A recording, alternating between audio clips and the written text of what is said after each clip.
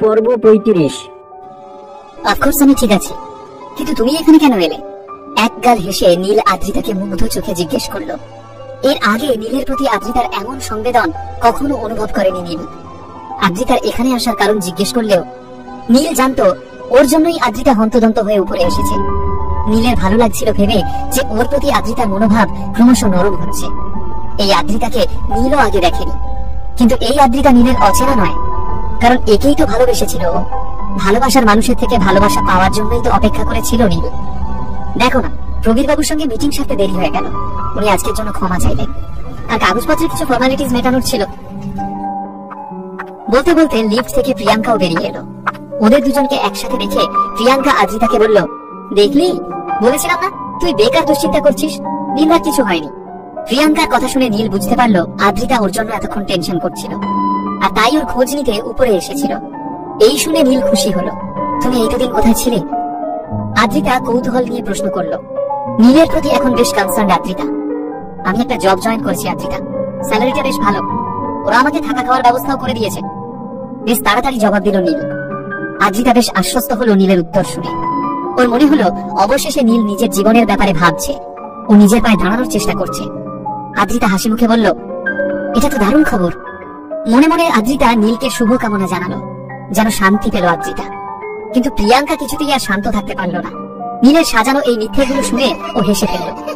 Roy Chowdhury group of ইন্ডাস্ট্রিজের CEO নাকি নিজের জন্য চাকরি খুঁজে পেয়েছে, কিন্তু নিজেকে সংযত করে নিয়ে খানিকটা দূরে গিয়ে দাঁড়ালো প্রিয়াঙ্কা, পাছে আদ্রিতা কোনো সন্দেহ করে আবার। আদ্রিতা এবার নীলকে জিজ্ঞেস করলো, নীল, তাহলে তুমি বাড়ি ফিরবে কবে? নিজের প্রশ্নে নিজেই খানিকটা অপ্রস্তুত হয়ে গেল আদ্রিতা। দুদিন আগেই নীলকে সহ্য করতে পারত না সে, আর এই দুদিন নীলের থেকে দূরে থেকে ও এখন নীলকে যেন চোখে হারাচ্ছে। আমি তোমায় জানাচ্ছি, এখন একটু ব্যস্ত আছি, নতুন নতুন জয়েন করেছি তো, তাই কাজের প্রেশার আছে। তাছাড়া এদিক ওদিক ছুটতেও হচ্ছে। এই তো আজ যেমন বসের জন্যই তো এখানে ফ্ল্যাট কিনতে আসতে হলো। উনি খুব ভালো মানুষ, আমারও খুব খেয়াল রাখে। বানিয়ে বানিয়ে কথাগুলো বলে নীল এই লুকোচুরি খেলাটা শুরু করলো। নীলের কথা শুনে আদ্রিতা যেন মন কেমন করে উঠলো। সেদিন তুমি আমাদের জন্য তোমার প্রাণ বাজি রাখলে কেন? বিজন যদি কিছু করে ফেলতো, এত রিস্ক নেওয়ার কি দরকার ছিল? যদি কোনো বিপদ হতো, পুলিশ তো ছিলই। আদ্রিতা অভিমানের সুরে বলল। নীল আদ্রিতার কানের কাছে এসে হেসে উত্তর দিল, কারণ আদ্রিতা সেন আমার একমাত্র স্ত্রী। শেষ শব্দটা শুনে আদ্রিতার শরীর শিথিল হয়ে পড়ল। ও মনে মনে নিজেকে সমর্পণ করে দিল নীলের বাহু ধরে। ও নীলের বিবাহিতা স্ত্রী। তীর তীর করে কাঁপছিল ওর ঠোঁটের আশপাশ, কৃতজ্ঞতায় ভরে যাচ্ছিল ওর হৃদয়ের হ্রদ। এই সময় হঠাৎ আদ্রিতার ফোন বেজে উঠল। ফোন ধরে বুঝতে পারলো ওর অফিস থেকে ফোন এসেছে, ওকে এক্ষুনি যেতে হবে। এমনিতেই এসব গোলমালে খানিকটা দেরি হয়ে গেছে ওর। সরি, আমাকে আজ অফিস যেতে হবে নীল, তুমি নিজের খেয়াল রাখবে তো? চোখ নামিয়ে লাজুক ভাবে জিজ্ঞেস করলো আদ্রিতা। খুশি হয়ে ঘাড় নেড়ে সম্মতি জানালো নীল, আর বলল, তুমিও। একগাল হেসে প্রিয়াঙ্কাকে নিয়ে আদ্রিতা দ্রুত লিফটে উঠে পড়ল। এমন সময় ডিরেক্টর স্যার এসে নীলকে জিজ্ঞেস করলেন, স্যার, আজ আপনি একবার আপনার নতুন অ্যাপার্টমেন্টটা দেখতে যাবেন না? নিচে সব স্টাফেরা ওয়েট করে আছে আপনার জন্য। সবাই খুব হ্যাপি যে আপনি আমাদের কাস্টমার। চলুন, আমরা সবাই মিলে আপনার নতুন ফ্ল্যাটে আপনাকে স্বাগত জানাই। কিছু পাওয়ার খুশিতে একটা গর্বের হাসি হাসলো নীল। তারপর বলল, কেন যাব না, নিশ্চয়ই যাব, চলুন। নীলের জন্য অমলতাস অ্যাপার্টমেন্টের দামি কাঠের কারুকার্য করা বিরাট দরজা খুলে গেল। ভেতরটা ছবির মতো সুন্দর এবং গোছানো। 4টে বড় বড় furnished room with Greek interiors, big wardrobes, 80-inch television, modular kitchen, Italian furnished washrooms, private garden, private pool. আহা, এলাহি ব্যাপার। এমন সুন্দর বাসস্থান, এমন মনোরম পরিবেশ সারা কলকাতা শহর জুড়েও মিলবে কিনা সন্দেহ। কিন্তু নীল একার জন্যই ফ্ল্যাটটা কেনেনি। সঠিক সময় এলে আদ্রিতাকে নিয়ে আসবে এখানে। তাই আদ্রিতার পছন্দসই আরো কিছু ফার্নিচার, পর্দা, ঘর সাজানোর সরঞ্জাম, এসবের একটা ফর্দ বানিয়ে ফেললো নীল। আদ্রিতা এবং নীলের প্রথম নিজের বাড়ি এই অমলতাস। স্বপ্নের মতো করে সাজাতে হবে নীলকে। দুদিন পর এক সকালবেলায় আদ্রিতার পছন্দের জিনিসপত্র কিনে ঘর সাজাতে শুরু করলো নীল। ঘর সাজানোর সময় নীল আদ্রিতাকে খুব মিস করছিল।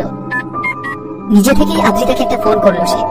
কথা বলতে বলতে আদ্রিতা ওকে জিজ্ঞেস করলো, তাহলে তুমি কবে বাড়ি ফিরছো বলো তো, আমি তোমার অপেক্ষায় থাকবো কিন্তু।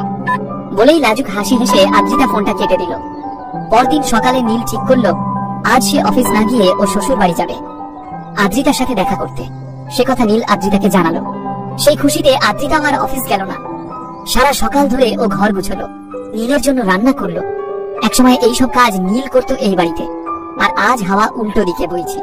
তাই আদ্রিতা নীলের পছন্দ মতো সবকিছু সাজিয়ে রাখছিল। অনেক ফুল নিয়ে এসে ফুলদানিতে ভরে ঘরের কোনায় কোনায় রেখে দিল আদ্রিতা। সুগন্ধে ভরে উঠল নীলের পুরনো এই বাসস্থান।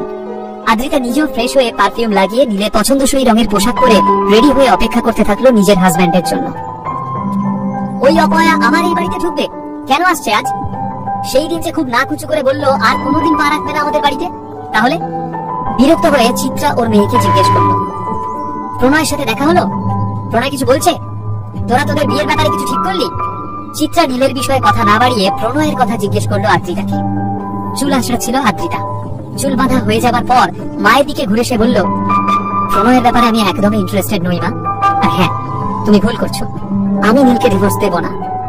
চিত্রা অবশ্য এই উত্তর আশা করেনি। রেগে গিয়ে এক নাগাড়ে বলে চলল, নীল তোকে কি দিতে পেরেছে? কি পেয়েছিস তুই? এত বছর ধরে আমাদের অন্ন ধ্বংস করে ও কি রাজকার্য করেছে? একদিন নিজেকে বাজি রেখে তোকে বিজনের থেকে বাঁচিয়ে এনেছে বলে ও কি মাথা কিনে নিয়েছে? তোর সারা জীবনটাও নষ্ট করে দেবে আদ্রিতা, সাবধান করে দিচ্ছি। কেন তুই জেদ করছিস বলতো? আদ্রিতা ওর চিরুনি ড্রেসিং টেবিলের এক কোণে রেখে একটা ছোট্ট টিপ কপালের মাঝে দিয়ে আয়নার দিকে তাকিয়ে বলল, তুমি ভুলে যাও না মা, নীল সেদিন তোমাকেও বাঁচিয়েছে। ও, এখন এই সামান্য কারণে ওর কাছে আমায় মাথা নত করে থাকতে হবে বুঝি? কি বলতে চাস তুই? এই 2.5 বছরে নীল তোকে এতটুকু সুখ দিতে পেরেছে?